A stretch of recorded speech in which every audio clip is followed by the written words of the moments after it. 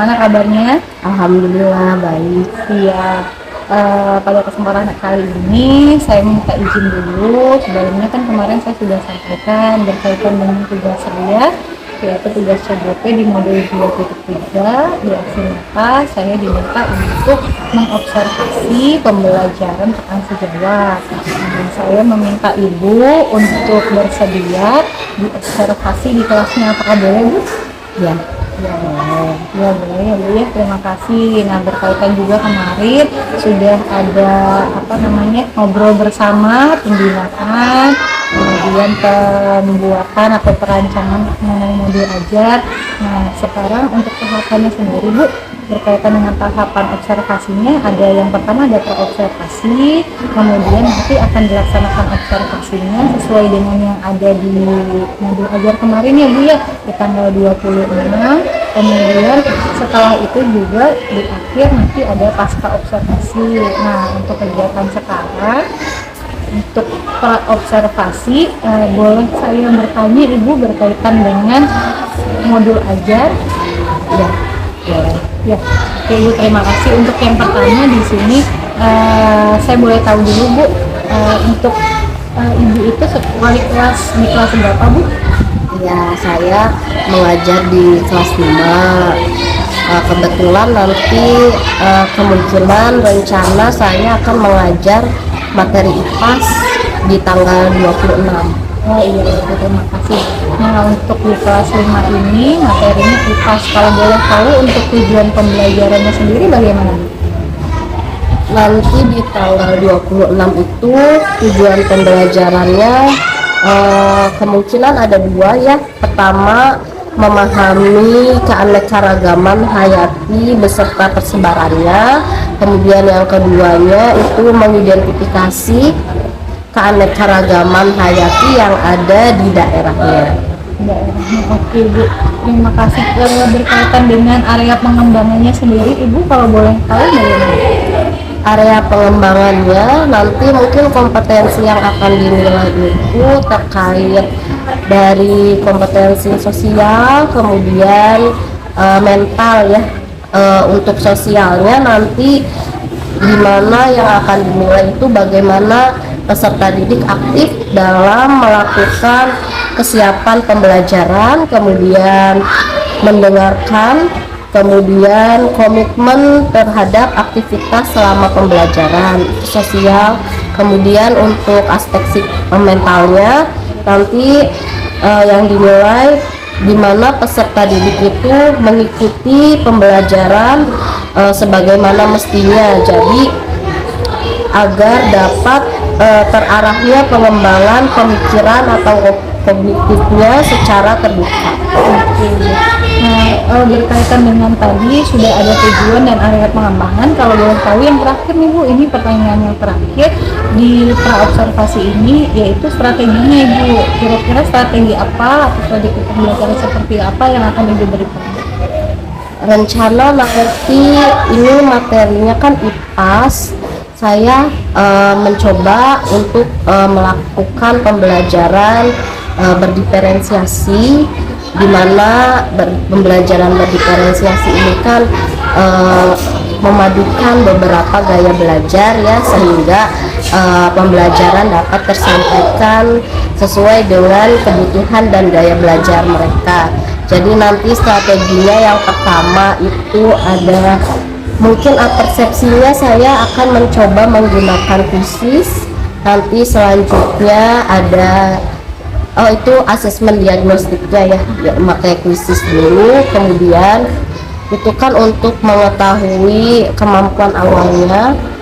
Selanjutnya ada persepsinya, mungkin saya akan mengaitkan dengan video pembelajaran mungkin tentang pesona Indonesia.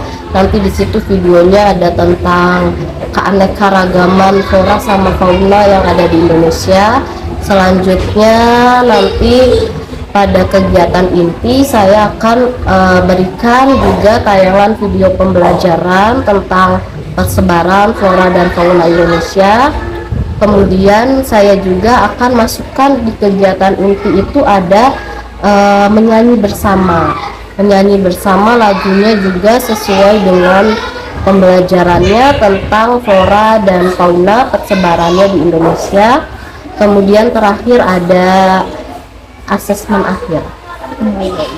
Terima kasih. Mungkin untuk praobservasi hanya itu saja yang saya ingin ketahui. Nanti kita akan bertemu ya Bu ya di tanggal 26 mendatang.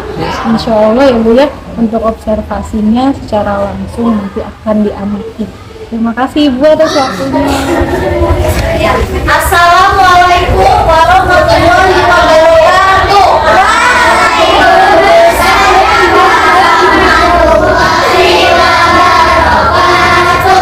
Masih semangat belajar? Harus lebih semangat karena kalian sudah istirahat tadi selama 35 menit ya. Anak-anak, sebelum memulai pembelajaran hari ini kita membaca bismillah dulu. Bismillahirrahmanirrahim.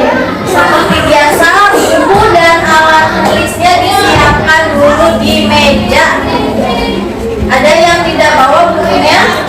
Kalau ada yang tidak bawa, barengan dulu buku cetak atau referensinya. Nah, pada kesempatan hari ini kita akan belajar pelajaran apa? Bab berapa kita masuk ke? Ya, bab di semester 2 atau kita memasuki bab 6 dengan judul bab Indonesiaku Kaya Hayatinya. Mana?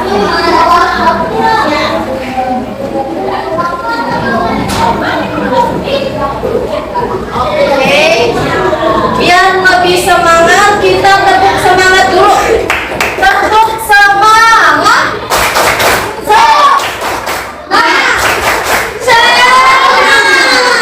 Ya, sudah tepuk semangat berarti kita harus lebih semangat lagi. Nah, sekarang untuk apa ya? Agar ibu tahu kelas 5 sudah konsentrasi atau belum.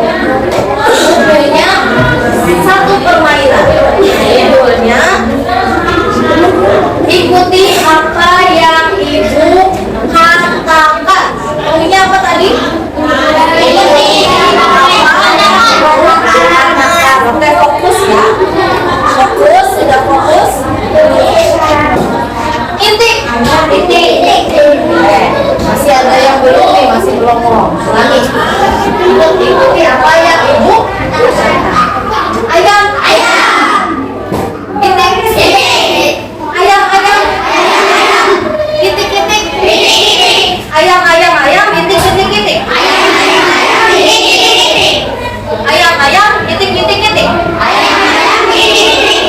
Ada berapa jumlah titik? Ada berapa jumlah titik?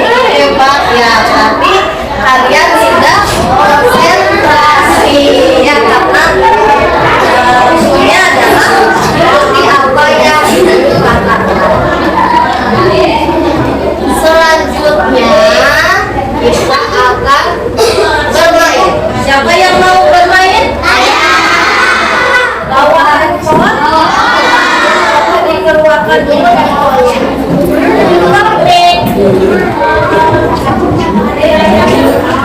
Yang tidak bawa boleh bantu sama membaca ya. Puisi di Google, masuk ke puisi.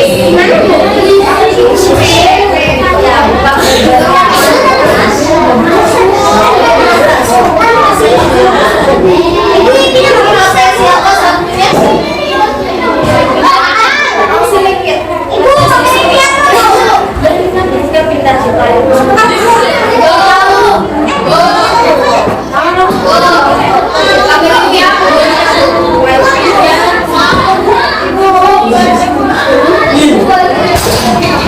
Wifi-nya ini masuk suka kelas pakai anak tadinya Bu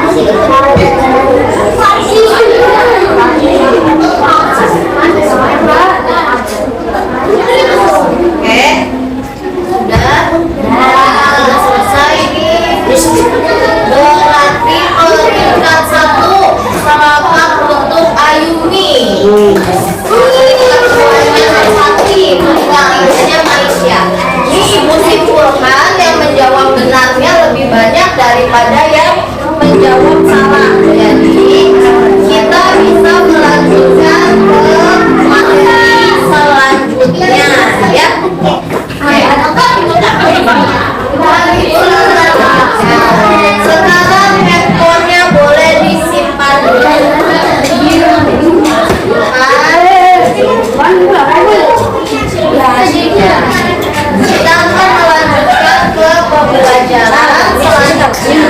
Tujuan pembelajaran kita hari ini adalah pertama, kalian akan memahami keanekaragaman hayati beserta persebarannya. Yang kedua, nanti kalian akan mengidentifikasi keanekaragaman hayati yang ada di daerah kalian sendiri. Oke, anak-anak, sebelumnya ada yang pernah berkunjung ke taman safari ke kebun raya? Saya. Ya, kebun raya itu tempat apa, anak? Ya, ada yang pernah? Ada yang sudah pernah? Ke kebun raya Bogor atau ke taman safari? Pernah. Di sini melihat apa saja, Wali? Ada apa di taman safari? Ada binatang? Ada tumbuhan? Ada. Oke. Sekarang kita akan melihat keindahan flora serta fauna yang ada di Indonesia. Perhatikan ya.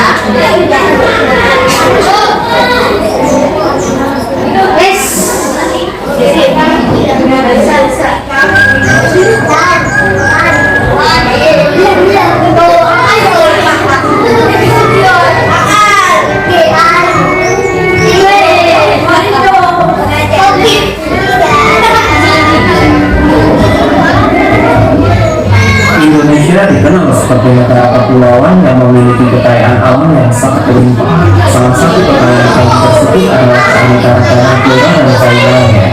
Gugusan pulau yang membentang dari Sabang sampai Merauke, dari Nias sampai Pulau Bali, membuat setiap wilayah di Indonesia memiliki perbedaan karakteristik flora dan faunanya. Hal itu juga yang membuatnya semakin beragam. Bird of Paradise atau burung dari surga. Begitu kejulukan bagi salah satu jenis burung yang memiliki warna kuning dan indah ini. Terdapat kurang lebih 43 spesies burung cendrawasih. Sebagian besar di antaranya dapat dijumpai di tanah air kita, tepatnya di Pulau Papua, Kepulauan Maluku dan juga Halmahera. Tak hanya pesona dan kicauannya saja yang mengagumkan, mereka memainkan peran yang sangat penting bagi keseimbangan ekosistem hutan hujan. Cendrawasih pemakan buah-buahan dan menyebar biji-bijinya ke seluruh penjuru hutan. Cendrawasih juga pemakan serangga, sehingga membantu mengendalikan populasi serangga pemakan dedaunan yang bisa saja merusak hutan apabila jumlah serangga terlalu banyak. Para burung lain seperti kasuari, Bambuk Victoria dan yang lainnya pun peran mereka tak kalah pentingnya. Tak hanya para burung, hewan-hewan lain seperti kanguru pohon, khusus si pohon ini pun membuat ekosistem hutan hujan menjadi lebih berwarna. Perkenalkan, dia adalah maleo, burung unik yang menjadi hewan khas Pulau Sulawesi. Tak seperti kebanyakan burung lain yang mengambil telurnya, burung maleo seorang bertelurnya di dalam pasir yang terkena paparan sinar matahari secara langsung. Penampilan fisiknya mirip seperti babi pada umumnya, namun jika diperhatikan lagi terdapat sedikit perbedaan, yaitu kaki mereka mirip sekali dengan kaki rusa. Satu sisi jantan yang memiliki taring yang panjang, yang terkadang akan mereka gunakan dalam pertarungan. Dari semua jenis primata yang hidup di Indonesia, mungkin yang paling unik adalah tarsius. Bagaimana tidak, tarsius memiliki kuku kecil dengan taring panjang serta mata yang besar. Selain itu, dia juga dapat memutar kepalanya 180 derajat ke arah manapun untuk menemukan di mana keberadaan mangsanya. Primata ini pun dikenal sebagai hewan yang sangat cinta terhadap pasangannya. Ini adalah salah satu bukti keajaiban, di mana burung putih dengan jambul biru mempesona ini pernah diambang pergunahan. Namun sekarang curik atau jalak Bali dapat terkejau kembali. Taman Nasional Komodo Nusa Tenggara Timur menjadi rumah bagi kadal terbesar di dunia. Tak hanya ukurannya saja yang besar, hewan karnivora ini dibekali dengan kemampuan yang sangat luar biasa. Mereka dapat berlari dengan sangat cepat. Selain itu, komodo juga memiliki bakteri yang mematikan pada air liurnya. Luar biasanya lagi, komodo mampu mendeteksi bau darah dalam radius 9 km lebih. Taman Nasional Ujung Kulon menjadi rumah terakhir bagi badak Jawa yang kian langka. Burung yang identik dengan lambang negara ini pun sangat dilindungi. Beralih dari satu ranting ke ranting lainnya, si perut kunci tampak mempesona bagi siapa saja yang melihatnya. Dia dapat bertantang, primata unik dari Kalimantan. Tubuh tumpalnya tak mengurangi kelincahannya dalam memandang pohon. Ia juga tak begitu peduli dengan sengatan dari para lebah. Beruang madu lebih mementingkan tujuan utamanya, yaitu mendapatkan madu manis dari sarang lebah. Keanekaragaman flora dan fauna yang bersinergi membentuk sebuah ekosistem yang sangat luar biasa, membuat kita senantiasa bersyukur dan bangga bisa hidup di tanah air tercinta ini. Keunikan bentang dan landscape alamnya memang mempesona. Tak ayal para makhluk di dalamnya pun begitu istimewa. Setiap langkahnya menjadi berkah bagi hidup lainnya. Binatang darat terbesar di Indonesia ini memiliki teknik bertahan hidup yang sangat luar biasa. Bersama kawanannya, gajah Sumatera akan selalu bergerak untuk mencari makanan dan sumber air. Memiliki penglihatan yang sangat tajam. Pola belang dempetnya membuat predator puncak ini menyatu sempurna dengan hutan hujan Sumatera. Yang diri ya, kepiawaan terlihat sedang memakan dedaunan. Dari gerak-geriknya sepertinya ia tengah merencanakan sesuatu. Ya, benar saja. Rupanya badak Sumatera ini tengah kepanasan. Menggali tanah untuknya berkubang adalah sebuah pilihan yang tepat. Salah satu primata tercerdas di dunia juga terlihat hidup bahagia bersama kelompoknya. Kehidupan di perairan Indonesia juga tak kalah menariknya. Ikan-ikan yang terlihat seperti sedang menari, memamerkan setiap urutan tubuh mereka. Ombak-ombak yang tenang juga membuat para ikan berpadu sempurna dengan karang yang mengalah. Video ini hanya sebuah gambaran kecil tentang betapa mengagumkannya kehidupan di tanah air tercinta ini. Masih banyak keberadaan fauna lain yang tak mungkin bisa disebut satu persatu. Jadi sudah sewajarnya kita senantiasa bersyukur karena bisa hidup di tanah air yang penuh dengan keindahan ini. Bentuk dari rasa syukur itu bisa kita lakukan dengan hal-hal yang sederhana, seperti dengan tidak membuang sampah sembarangan, tidak merusak alam apalagi sampai melakukan perburuan atau penebangan ilegal. Pada intinya, jika alam di sekitar kita sehat, maka kita juga yang akan merasakan dampak positifnya.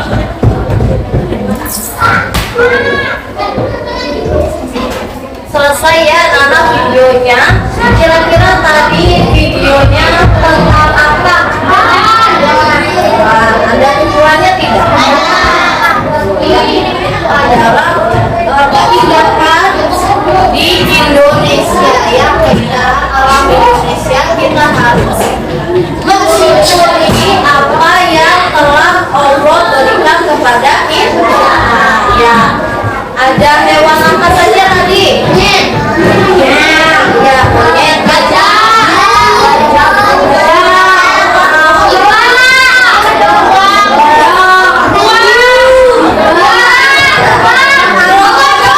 tanaman tadi ada tanaman apa? Pohon yang maka yaitu makanya kemudian ada apa lagi tadi? Bunga yang bentuknya seperti kantong yang makan serangga. Tanaman apa?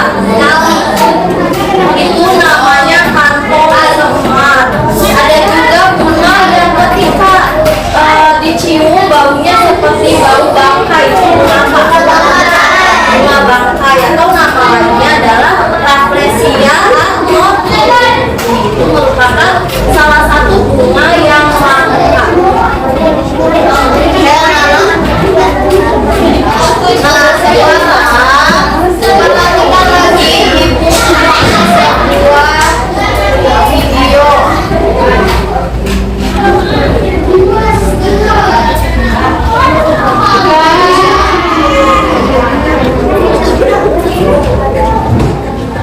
Pada kesempatan kali ini kita akan mempelajari tentang persebaran flora dan fauna di Indonesia. Mari kita simak penjelasannya.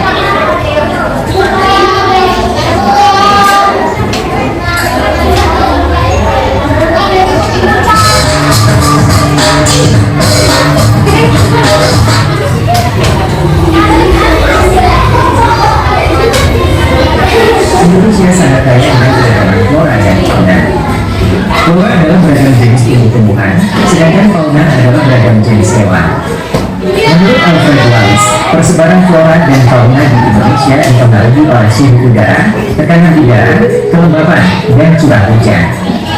Persebaran flora di Indonesia sebagai berikut. 1. Indomalaya. 2. Indo-Australia. Indomalaya berada di kawasan Indonesia bagian barat, yaitu Kalimantan, Sumatera, Jawa, Bali. Karakteristik flora Indomalaya sebagai berikut. 1. Jenis meranti-merantian sangat banyak. 2. Terdapat berbagai jenis rotan. 3. Tidak terdapat hutan kayu putih. 4. Jenis tumbuhan batuan sedikit jumlahnya. 5. Jenis anggrek sedikit jumlahnya. 6. Terdapat berbagai jenis nangka. 7. Tidak banyak tumbuhan sagu. Indo-Australia berada di kawasan Indonesia bagian timur, yaitu Sulawesi, Maluku, Nusa Tenggara, Papua. Karakteristik flora Indo-Australia sebagai berikut. 1. Jenis meranti-merantian hanya sedikit. 2. Tidak terdapat berbagai jenis rotan. 3. Terdapat hutan kayu putih. 4. Terdapat berbagai jenis tumbuhan batuan.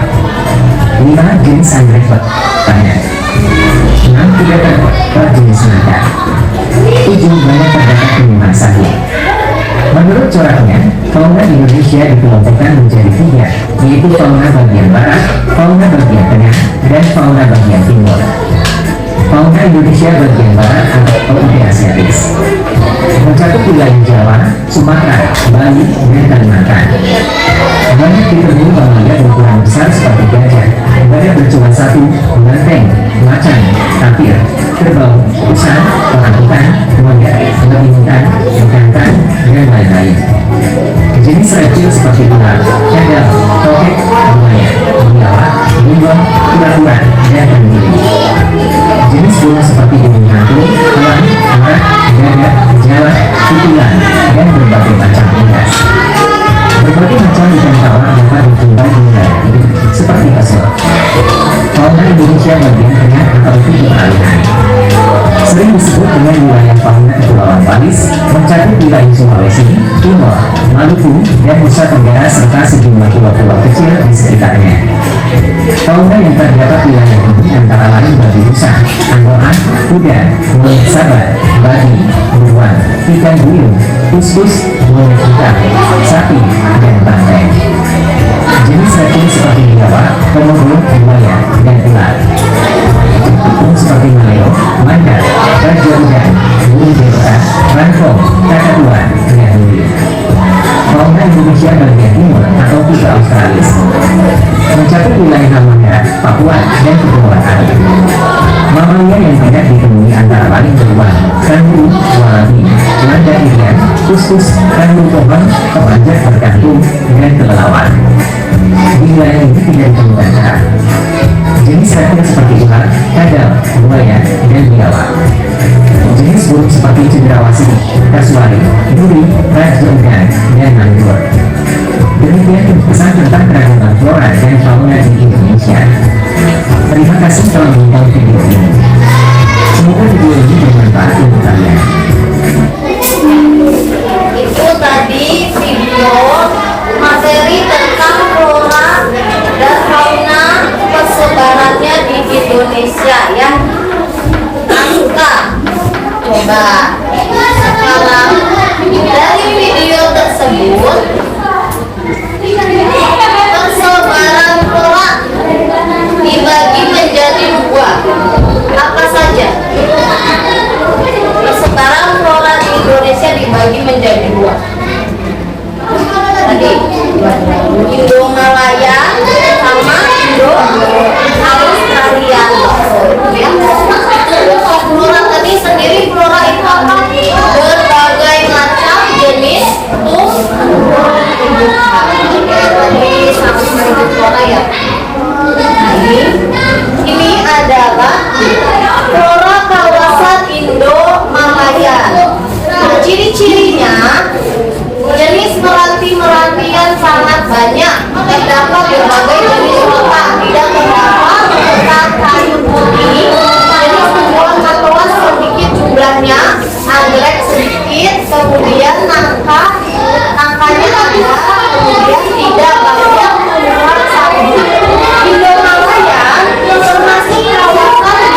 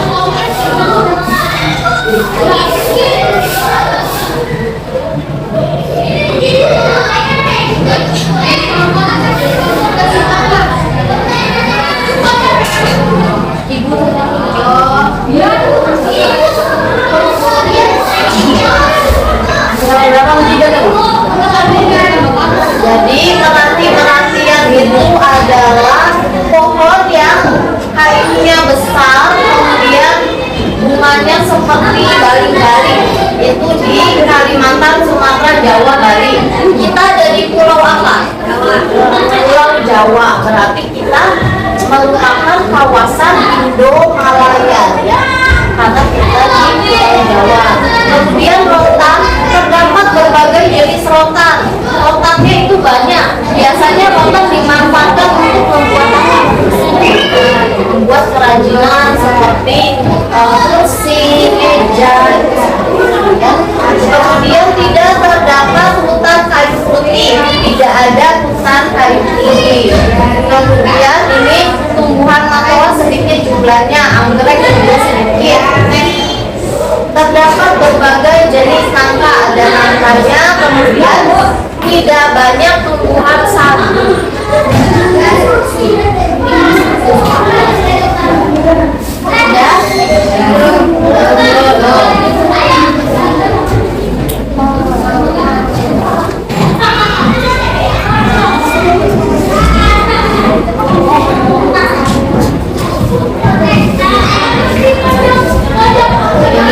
Boleh lihat catatan temannya ya.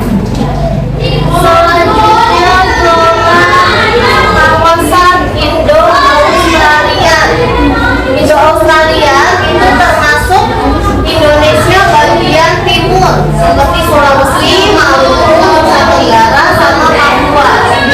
Karakteristiknya jenis meranti yang hanya sedikit, kebalikannya meranti tidak terdapat berbagai jenis rotan. Terdapat hutan kayu putih, terdapat berbagai jenis tumbuhan matoa, jenis anggrek banyak di kawasan Australia. Tidak terdapat jenis nangka, kemudian banyak terdapat tumbuhan sagu dikembangkan dari Indo-Malaya. Ini sampai ya, orang kawasan Indo-Australia.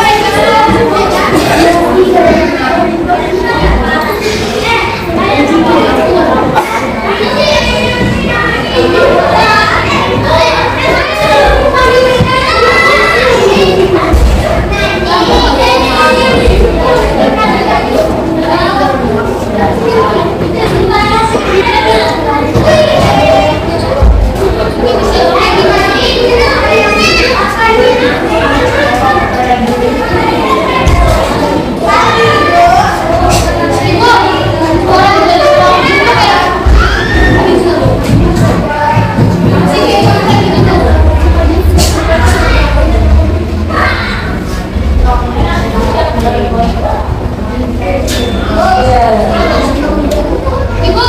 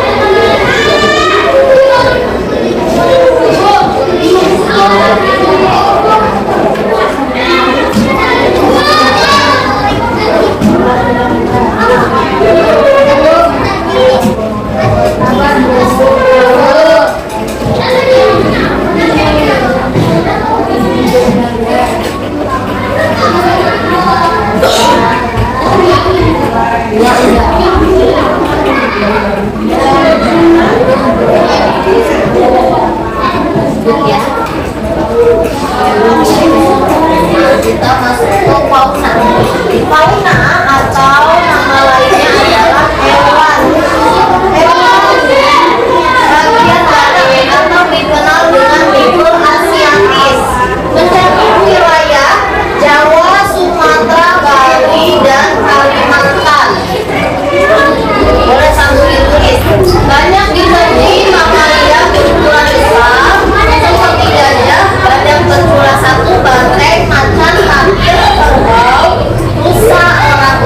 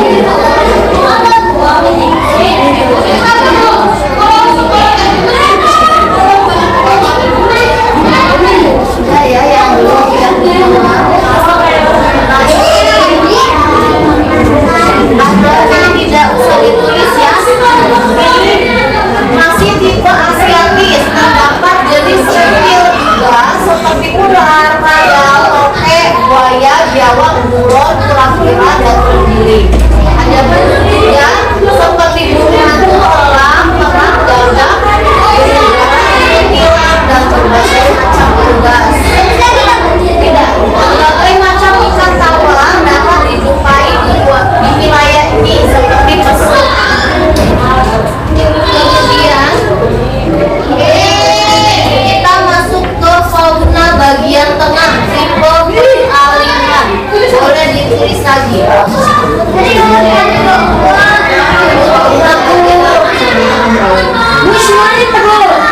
Ya, ini semuanya. Bagian tengah, tipe beralihan sering disebut dengan wilayah Kepulauan Wallis, mencakup wilayah Sulawesi, Timor, Maluku, Nusa Tenggara, serta sejumlah pulau-pulau kecil di sekitarnya. Ya, bagian tengah atau peralihan. Faunanya ada babi, rusa, anoa, kuda, monyet, sabah, babi lagi. Kita aja ya babinya dua, yang ikan semut, monyet hitam, sapi, dan juga banteng. Semua yang wilayah sama hewannya. Jadi kalau tadi di bagian barat itu tidak ada banteng ya, tidak ada juga ikan duyung. Kalau di bagian tengah atau yang dinamakan peralihan seperti di Sulawesi, Maluku, Nusa Tenggara itu ada banteng, ada ikan duyung, ada anoa.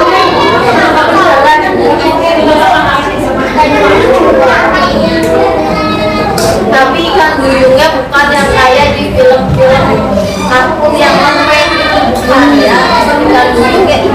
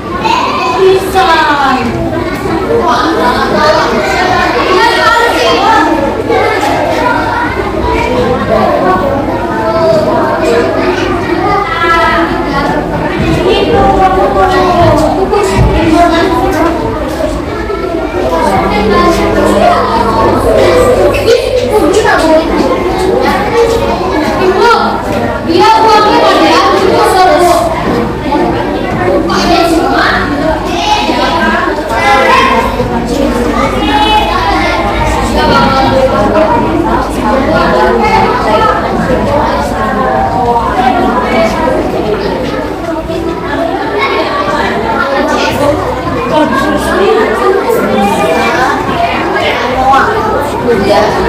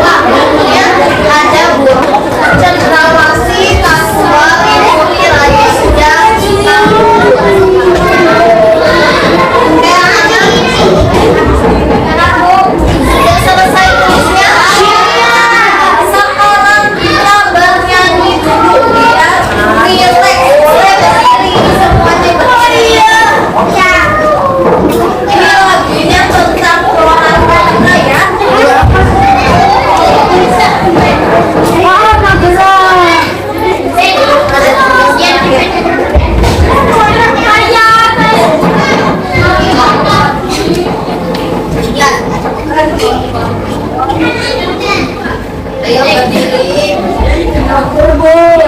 Mana sih?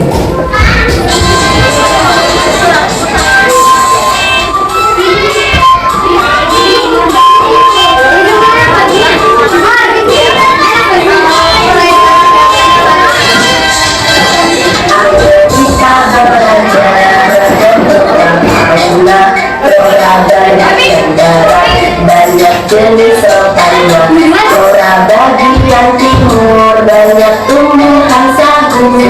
Itu tadi flora di Indonesia. Fauna bagian barat ada gajah dan rusa.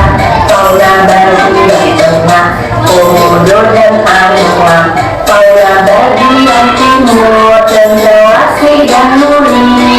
Itu tadi fauna di Indonesia.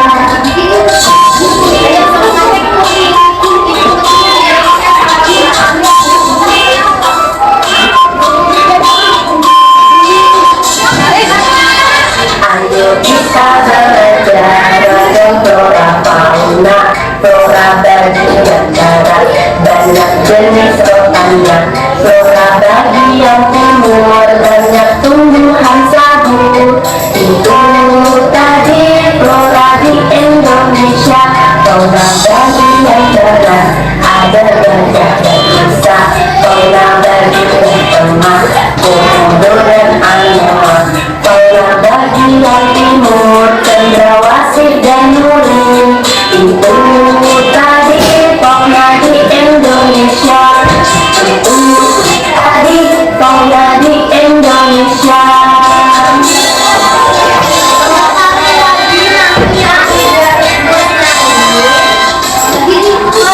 Di depan komisi bernyala.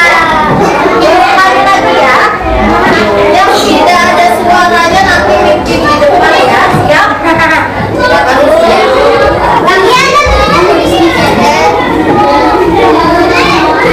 Digerakannya biar lancar kan nanti kita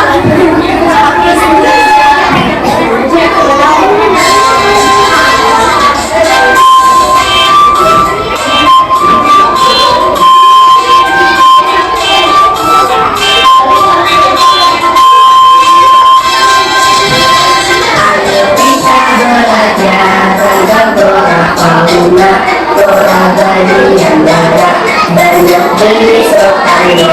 Flora bagian timur banyak tumbuhan sagu. Itu tadi flora di Indonesia.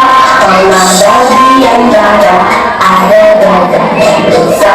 Fauna bagian tengah komodo dan anoa.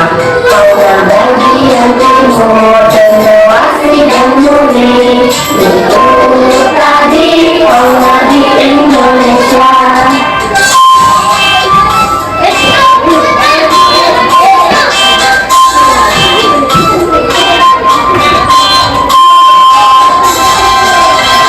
Ayo kita belajar tentang flora fauna.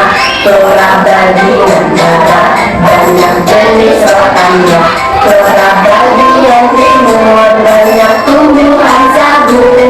Itu tadi flora di Indonesia. Fauna bagian barat ada gajah dan rusa. Fauna bagian tengah komodo dan anoa. Fauna bagian timur cendrawasih dan nuri. Itu tadi fauna di Indonesia. Itu tadi fauna di Indonesia.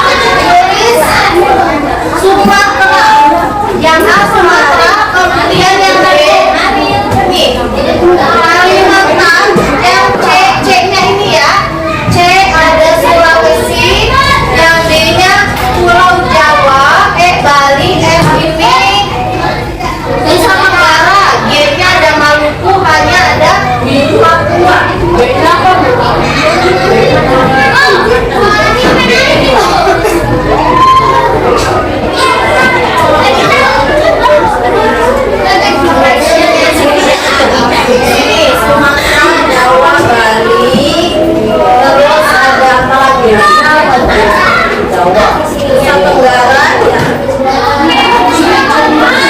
Kemudian di tanda 1 ini kalian tulis fauna asiatis. Tanda 1, tanda 2 ini fauna peranihan, dan yang ketiga fauna Australia.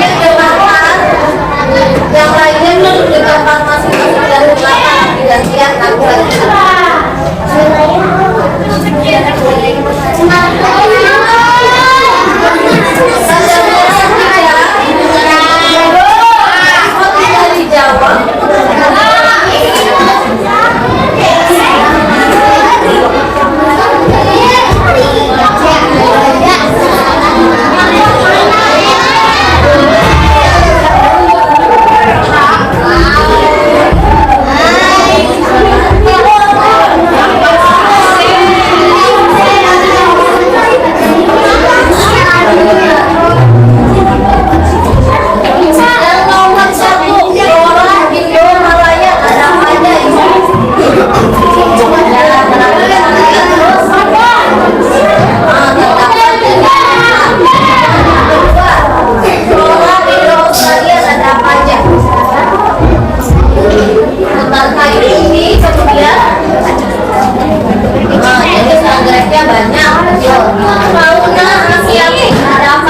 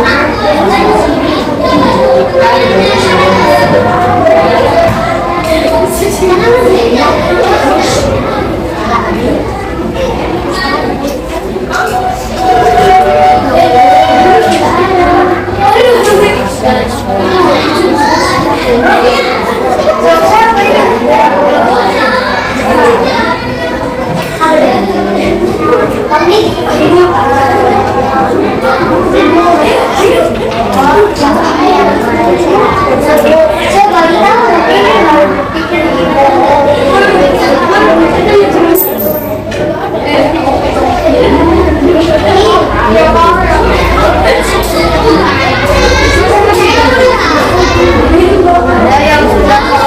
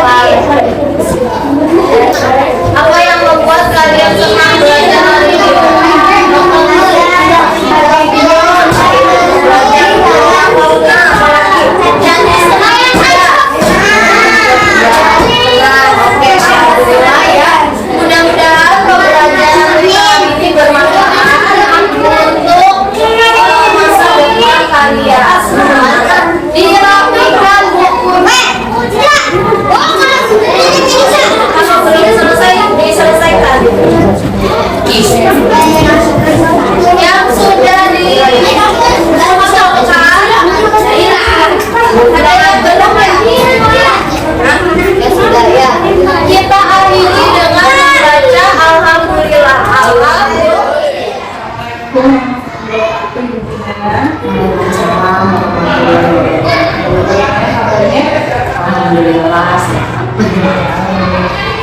Kemarin kita sudah melaksanakan observasi dan observasi ya Bu. Untuk hari ini saya minta izin untuk melaksanakan observasi ya kita observasi.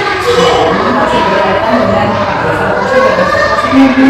Kita mau tahu Ibu berdasarkan data yang kemarin ada di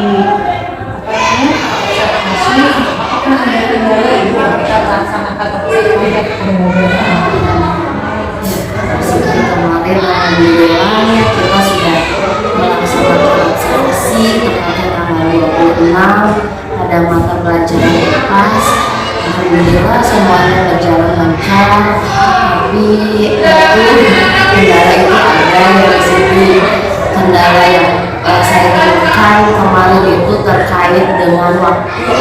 Mungkin waktunya masih belum sesuai dengan yang kita harapkan. Yang awalnya itu waktunya yang diinginkan adalah 2 kali 35 menit, ternyata lebih lama dari itu karena pertama kendala di teknis itu karena di asesmen diagnostik awal itu saya mencoba menggunakan krisis itu ternyata pada saat pelaksanaan terkendala di jaringan sekolahnya. Saya juga pengkondisian awal siswa itu tidak meminta siswa untuk mengisi kuota terlebih dahulu, kemudian kendalanya yang mengapa jadi wifi-nya itu berhenti mengangkat anak-anak, akhirnya jaringannya keluar sehingga pembelajarannya mundur lebih lama. Kemudian konten juga kemarin konten sesi awal saya rasa videonya itu terlalu panjang, jadi saya kira awalnya cukup dengan video itu, ternyata setelah dipraktekkan ternyata waktunya lebih panjang. Mungkin itu disitu kendalanya saya belum bisa mengatasi saat belajar. Tadi sudah dibahas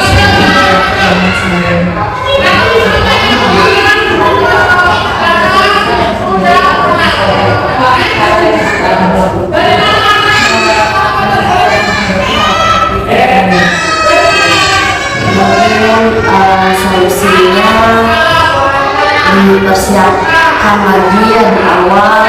Kalau misalkan saya ingin menggunakan jaringan atau platform krisis, mungkin saya akan meminta dulu ke anak-anak untuk mempersiapkan semuanya dari kuotanya, kemudian perangkatnya, sehingga tidak terjadi lagi seperti itu. Kemudian dari kontennya juga saya lebih benar-benar selektif lagi memilih konten untuk eksekusinya biar tidak terlalu panjang dan lebih lama di kegiatan pendahuluan.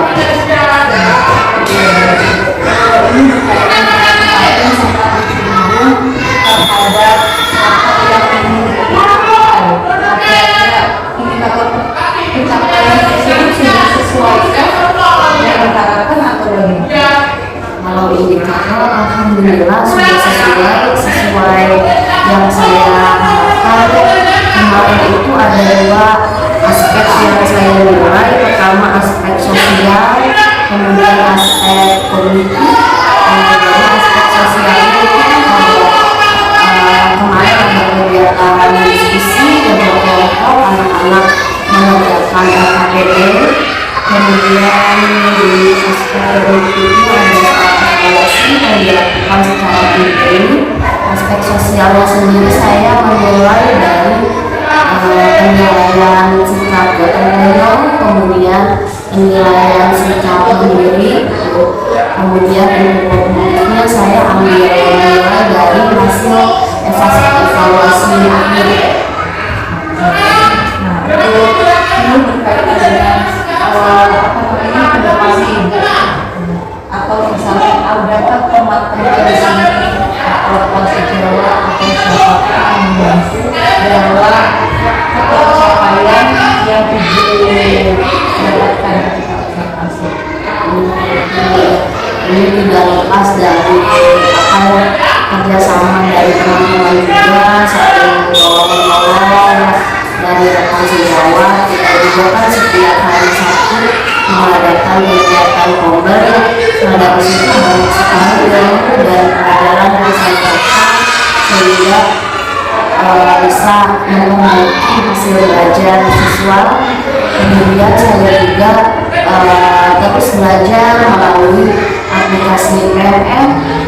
Itu yang saya sangat bersyukur sekali adanya aplikasi PNM itu, sehingga saya dimudahkan dalam mencari pengetahuan dan hal-hal.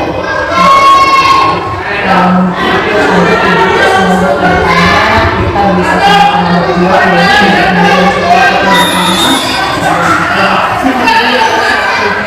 semoga untuk kedepannya kita bisa saling